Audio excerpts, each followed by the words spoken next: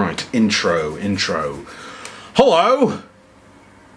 Cool, let's crack on. So the Transformers crossover collaborative collection clanks on and seems to have become weirdly high profile. It's almost the mainstream Transformers thing going on at the moment, rolling in more and more pop culture mainstays with an ongoing G.I. Joe imprint and Star Wars making a comeback. And the latest one, weirdly, is Knight Rider. I say weirdly because this should have been an early one, right? I mean, we're turning vehicles of the screen into Transformers. That's what we're doing. So the 82 Trans Am with a computer voice has got to be a top 3 pick, right? Up there with Ecto-1 and the DeLorean, who both rightfully showed up ages ago. We are many years into this now. We've dipped into like Ninja Turtles, Stranger Things, friggin' Frankenstein, and only now does KITT show up. I mean, good, but it's just bizarre that it came this late in the day.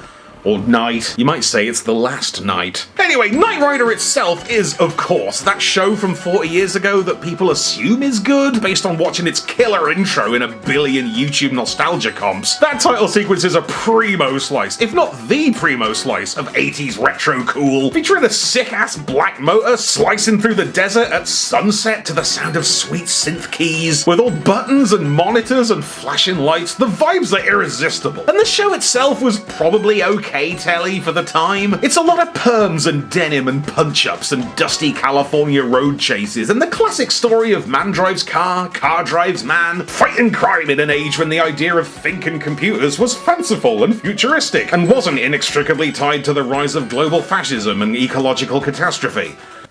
And the Hasbro team seem to share my hazy recollection of everything but the theme song, as the package heavily touts that very same desert scene and grants the Agent Knight character only the most token nods at a backstory, complete with a truly baffling motto: "In a world where crime never rests, initiate turbo boost."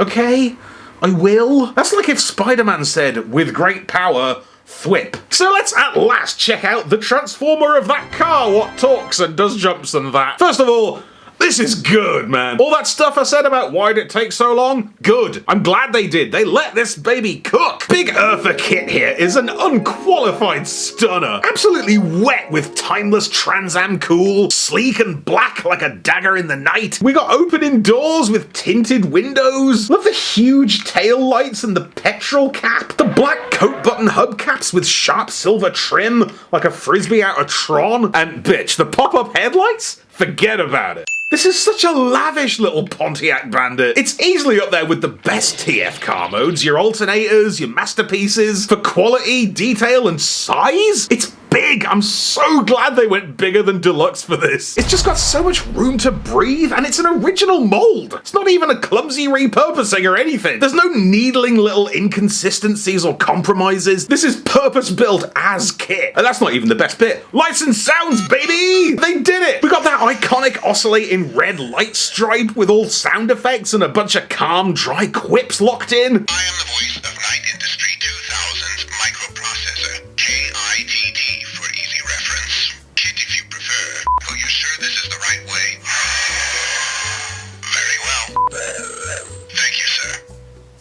You're welcome. If they were ever going to bring back lights and voice chips, this is definitely the toy to do it. Like, it'd be a travesty if they didn't. KITT signing off. Shut up.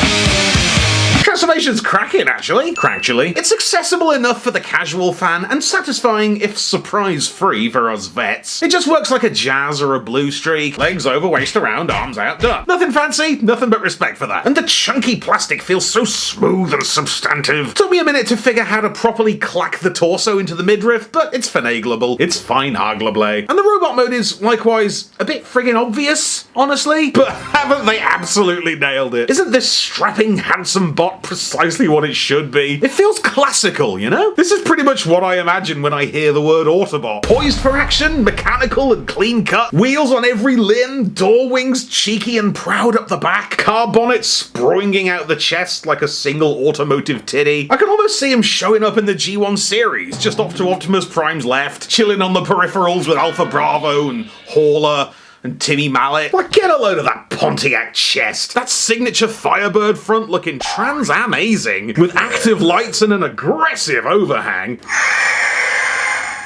Bless you. Don't love the little grey skelly chunk inside there, but we can deal. Legs are absolutely unreal. They're so good. Like, these huge flared flanks of car look so rad. Love the red detailing, like an extension of the brake lights. The knees are immensely satisfying, smooth, square blocks that glide with a luxurious cruise. The feet are furnished with folding out toes, and I love his little blue denim jorts. Look at that belt buckle. There's flashes of the Hoff all over, actually. Like, the face is gorgeously cut with that very Dave-coded jawline and cocky, stoic expression. Don't know if I would have preferred a less human, more robot-y face to continue the KITT vibes. Like, the way I picture a humanoid KITT is like David Hyde Pierce if he was in Daft Punk. But this works. It's no hassle. Off. Weapons are a bit jarringly real there. Like, we have a silly handheld laser zapper, but also just a straight up SMG with like a muzzle and a bendy ammo clip. It's a little bit weird. Not terribly Transformers-y, but that's okay. We're branching out. This wristwatch probably makes sense if you watch more than 8 seconds of Knight Rider. I wouldn't know. But this is very strong stuff. The only issue I could possibly have is that the shoulders are a bit loosey-goosey. I mean, they're sturdy, but they're also very prone to popping off, but equally prone to popping back on and getting on with your day. Oh no, I've got to be a tiny bit careful. Oh, straight in the bin. But seriously, Agent Knight is pretty much flawless. It's a toy that makes sense, you know? It feels destined. Like a toy you've had for years but forgot about. Like, when I got this, it didn't feel so much like a new thing, but more like it was an old fave that I'd just found behind the sofa. Oh yeah, this guy, of course. Do I like the collab toys now? I don't know. I always seem to end up reviewing them for the algo, but there's usually some kind of problem. Either they're a bit shit or lazy or beggy or bewildering. Look. Volvo. Or I find myself turned off by their astronomical quotient of blatant nostalgia-bait capitalist pandering. But this one, I fully, unreservedly enjoy. I don't even give a shit about Knight Rider. It's just good. It doesn't matter. Plus, you know, throw in a hat and a moustache and you've got a piss-easy Smokey and the Bandit repaint. As if anybody would want that. So thanks for watching, and in these dark times when evil and despair seem to surround us at every turn, always initiate turbo boost. See ya.